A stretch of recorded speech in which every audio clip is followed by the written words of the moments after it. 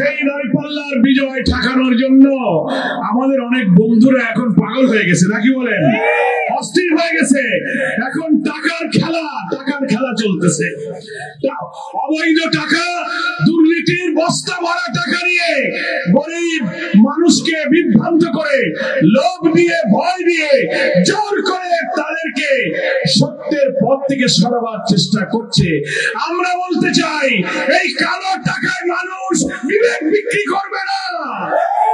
টাকায় হাট বাজারে গরু, ছাগল, হাঁস, মুরগি কেনা যায়, মানুষের বিবেককে কেনা যায় না, চরিত্রকে কখনো কেনা যায় না।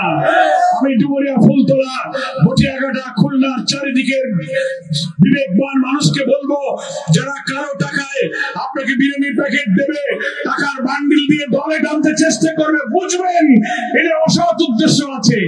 আমরা তো পত্রিকার অনলাইনে দেখতে পাচ্ছি, সেই দলের লোকেরাই বক্তৃতা করে বলছে মনোনয়ন আনার জন্য 100 কোটি টাকা খরচ হয়েছে। কি শুনছেন না? এবং সেই দলের লোকেরাই বলছে 100 কোটি টাকা দিয়ে একজন মনোনয়ন আনছেন, জিতে যাওয়ার পরে 1000 কোটি টাকা আগে উঠাবে। তো আপনারা কি এই কারণে দুর্নীতির সুযোগ কি দেবেন?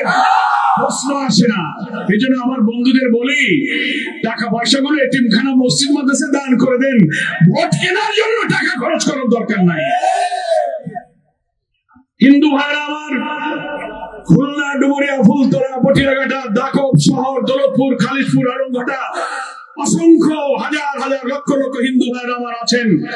এবার হিন্দু ভাইরাও জেগে উঠেছে দাঁড়িপাল্লার স্লোগান নিয়ে।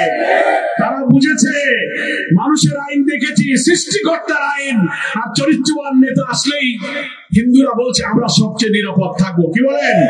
আপনারা আমাদের সাথে থাকুন, বিপদে আপদে দুঃখে আমরা আপনাদের পাশে থাকবো ইনশাআল্লাহ। যারা ডিসিআর কেটেছে, ঘের দখল করেছে, বাড়ি দখল করেছে, মন্দির ভেঙেছে, তারা হচ্ছে ওই সব দলের লোক যাদেরকে আপনারা অতীতে ভোট দিয়েছেন।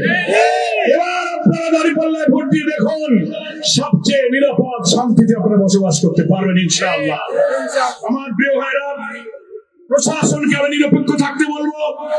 এই খুলনার প্রত্যেক থানার যারা ওসি আছেন, এসপি আছেন, ডিআইজি আছেন, জেলা প্রশাসন আছেন, সেনাবাহিনীর কমান্ডিং অফিসার যারা আছেন, আগামী নির্বাচন স্বচ্ছ নিরপেক্ষ করার জন্য আমরা সরকারের কাছে ব্যাপকভাবে দাবি করেছি। ইলেকশন কমিশনে আমরা অনেক পরামর্শ দিয়ে এসেছি। এবারের নির্বাচন যদি 14, 18, 24-এর মতো নির্বাচন হয়, জাতির ভাগ্যে দুর্ভোগ নেমে আসবে। ভোট কেন্দ্রগুলো পাহারা দেবেন, ভোটারদের জন্য ভয় ভীতি, কালো টাকা দিয়ে প্রচন্ড চাপ সৃষ্টি করা না হয়। প্রত্যেক দল এবং প্রার্থী সমান সুযোগ দিয়ে যেন নির্বাচনী কাজ করতে পারে। ডুমুরিয়া, ফুলতলা, খুলনা, বটিয়াঘাটা, দেখো প্রত্যেকটি জায়গার ওসিরা নিরপেক্ষ দায়িত্ব পালন করবেন। তা না হলে মনে রাখবেন, আগে যারা দলের পক্ষে কাজ করেছে সেই ওসি, পুলিশ, এসপিরা সব পালিয়ে গেছে। তারা এখন ট্রাইব্যুনালে হাজির। প্রধান বিচারপতি পালিয়ে গেছে, বাইতুল মুকাররমের খতিব পালিয়ে গেছে, ডিআইজি পালিয়ে গেছে, পুলিশ কমিশনার পালিয়ে গেছে, ওসিরা চাকরি ছেড়ে বর্ডার দিয়ে ইন্ডিয়ায় চলে গেছে। আপনাদের বিরুদ্ধেও যদি সেই অভিযোগ আসে, আপনারা কিন্তু এবার পালাবার পথ পাবেন না। নিরপেক্ষভাবে সব দলকে সমান অধিকার দিয়ে নির্বাচনের দায়িত্ব পালন করতে হবে।